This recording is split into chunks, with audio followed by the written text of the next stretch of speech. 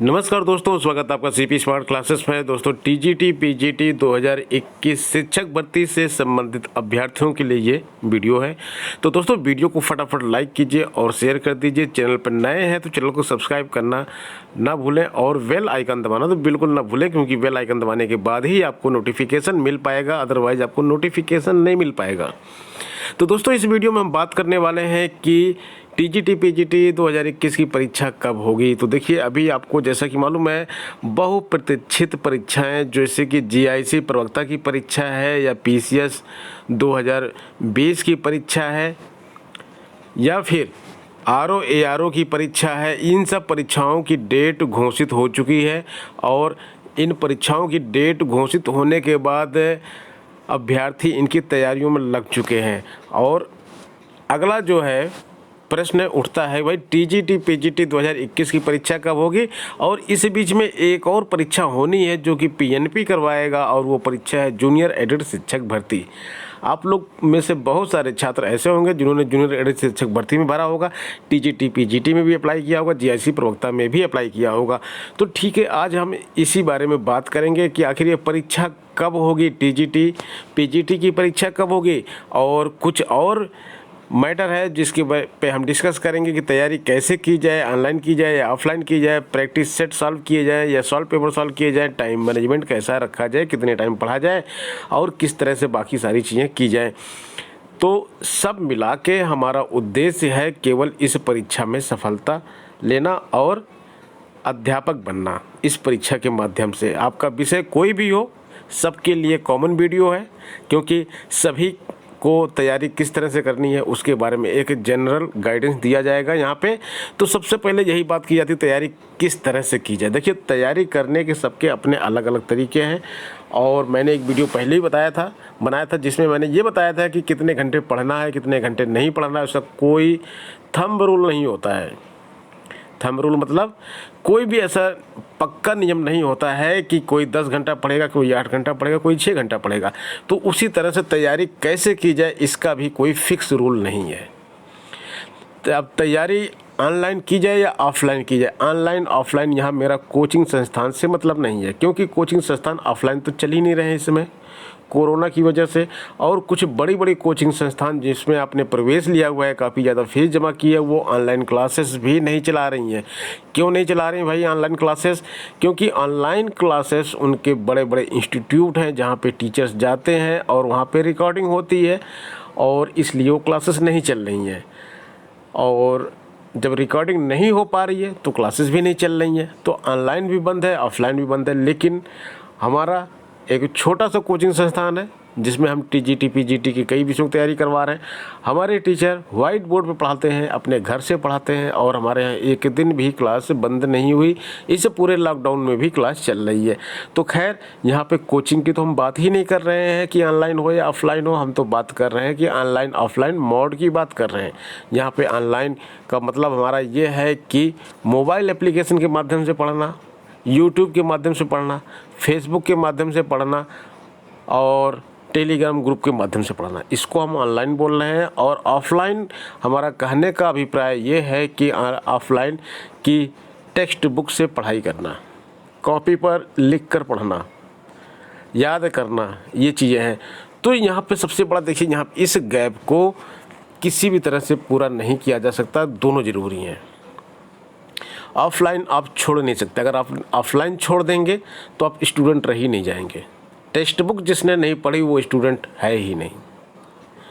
Online की बात करते हैं, ऑनलाइन नया तरीका है पढ़ाई का, और कम समय में किसी भी कंडीशन में आप इसमें पढ़ सकते हैं। बस में बैठे हुए हैं, ऑटो में बैठे हुए हैं, सड़क पर पैदल चलते चलते कुछ लोग यूट्यूब देखते रहते हैं। तो आप इसका टाइम का सदुपयोग कर सकते हैं। ऑनलाइन इसलिए ज़रूरी है, और ऑनलाइन में चीज़ें बहुत फास्ट आपको मिलती हैं। कोई भी चीज़ फटाफट आप शेयर कर सकते हैं, और 2 मिनट में पूरे दिन भर के करंट अफेयर्स आप पढ़ सकते हैं यहाँ पे। तो ऑनलाइन भी बहुत ज़रूरी है। तो आप कुछ अपने जो आपकी पढ़ाई का समय है उसको कुछ ऐसा बांटिए कि आप 60 और 40 का रेशियो रखिए। जितने घंटे भी आपको पढ़ने हैं, मान लीजिए आपको 6 घंटा पढ़ना है, 6 घंटे में आपको पढ़ाई करनी है, 5 घंटे पढ़ना है, 6 घंटा मत पढ़िए, 5 घंटा बहुत है। 5 घंटा आप पढ़ते हैं तो 3 घंटे आप ऑफलाइन को दीजिए। ऑफलाइन को अभी भी मैं कहूँगा कि ज़्यादा समय दीजिए, और ऑनलाइन को दिन भर मोबाइल लेके मत बैठे रहिए। मोबाइल लेके बैठने से चीज़ें क्लियर नहीं होती हैं। इसको 2 घंटे दीजिए, 2 घंटे ऑनलाइन पढ़िए, 3 घंटा ऑफलाइन पढ़िए। 5 घंटे में अगर मन लगा के पर डे पढ़ते हैं तो आपका पेपर क्लियर हो जाएगा। बहुत समय है अभी, ये भी परीक्षा कब होगी इसके बारे में बात करेंगे, समय बहुत बचा हुआ है आपके लिए। प्रैक्टिस सेट सॉल्व करें या सॉल्व पेपर सॉल्व करें, यहाँ पर मैं ऑनलाइन को यहाँ पे प्रायोरिटी दूंगा। टेस्ट सीरीज बहुत सारे कोचिंग संस्थान ने बनाई हुई हैं, आप उनके परचेज कर सकते हैं। किसी भी कोचिंग संस्थान से परचेज कीजिए आप टेस्ट सीरीज और उसको सॉल्व कीजिए, फटाफट सॉल्व होता है। पेन पेंसिल की कुछ भी ज़रूरत नहीं है, आप मोबाइल में कर सकते हैं। और आपको आपके सब्जेक्ट के प्रैक्टिस पेपर मिल जाएंगे और बहुत ही कम रेट पे मिलते हैं। मार्केट में 200, 300, 400, 500 इसी इतने रेट में मिल जाते हैं। आप खरीद लेंगे प्रैक्टिस सेट तो कई प्रैक्टिस सेट उसमें मिल जाते हैं। हमारे मोबाइल एप्लीकेशन पे भी कई प्रैक्टिस सेट हैं। फिजिकल एजुकेशन का है, जैसे कि जीआईसी प्रवक्ता की तैयारी कर रहे हैं तो जीएस का है, जूनियर एडिटर की तैयारी कर रहे हैं तो जीएस का है, और मैथ का है। तो इस तरह से कई प्रैक्टिस सेट हमारे मोबाइल पर भी है, मोबाइल एप्लीकेशन पर भी है ऑनलाइन, वहाँ से भी आपको मिल सकता है। ठीक है। और दूसरा तरीका ये है कि जो पुराना तरीका है कि हम अपनी किताब ले लेते हैं, एक कोई मैगजीन हमने खरीद ली, उसमें प्रैक्टिस सेट लिखा हुआ है और लास्ट में उसके आंसर दिए रहते हैं, तो वहाँ से करें। तो दोनों आपको करने हैं। जहाँ मैंने बोला था कि पढ़ाई के टाइम पे आपको 60-40 का रेशियो मेंटेन रखना है, वहाँ यहाँ मैं बोलूँगा कि आपको 75 और 25 का रेशियो मेंटेन रखना है। 75% आपको प्रैक्टिस सेट ऑनलाइन करने हैं, क्योंकि समय की बचत हो रही है आपकी, और यहाँ पे आप 25% केवल टाइम दीजिए। अगर आप एक पेपर यहाँ से कर रहे हैं, प्रैक्टिस सेट सॉल्व कर रहे हैं, तो यहाँ से आप 3 करिए। मतलब डेली अगर एक कर रहे हैं तो 3 दिन ये करिए, 1 दिन इसको करिए। ठीक है। क्यों? क्योंकि ऑनलाइन प्रैक्टिस सेट जब आप सॉल्व करते हैं तो आपको अपनी रैंक का अनुमान लगता है। यहाँ आप अकेले बैठ के पढ़ते हैं, अकेले करते हैं अपनी मैगजीन में, आपने 40 क्वेश्चंस में से जो है 30 सही कर लिए, आपको ये नहीं पता चलता कि हमारी औकात क्या है, हम कितने पानी में हैं, कितने स्टूडेंट उससे ज़्यादा कर रहे हैं। लेकिन जब यहाँ पे आप करने जाएंगे, ऑनलाइन करेंगे, तो आपको पता चलेगा अरे भाई 30 तो मैंने किए हैं सही, लेकिन मुझसे ज़्यादा करने वाले 35 वाले पढ़े हैं, 38 वाले पढ़े हैं, और बहुत सारे छात्र इस बीच में आ जा रहे हैं। मेरी तो 200वीं रैंक आ गई। 199 स्टूडेंट अभी तक जितने लोगों ने किया है वो मुझसे आगे है। 500 लोगों ने किया तो 199 मुझसे आगे हैं। लेकिन यहाँ पे आप सोचेंगे अरे मैंने 50-40 में 30 तो सही कर लिया। तो यहाँ पे आपको प्रायोरिटी देनी है प्रैक्टिस सेट ऑनलाइन सॉल्व करने में। और यूट्यूब पे भी प्रैक्टिस सॉल्व करवाया जाता है, उसको भी आप कर सकते हैं। अब टाइम मैनेजमेंट के लिए कुछ बचा ही नहीं, ऑनलाइन ऑफलाइन में ही सब खत्म हो गया। देखिए यहाँ पे जो है टाइम मैनेजमेंट मैंने बता दिया कि ऑनलाइन में कैसे करना है, ऑफलाइन में कैसे करना है। लेकिन जो मेन बात है यहाँ पे टाइम मैनेजमेंट की, वो ये नहीं है। मेन बात ये है कि आपको अगर 5 घंटा पढ़ना है तो 5 घंटा आप निकालेंगे कैसे दिन में, ये आपकी जिम्मेदारी है। कितने भी बिजी हो आप, 5 घंटे को 4 घंटे कर सकते हैं, लेकिन इससे कम नहीं कर सकते।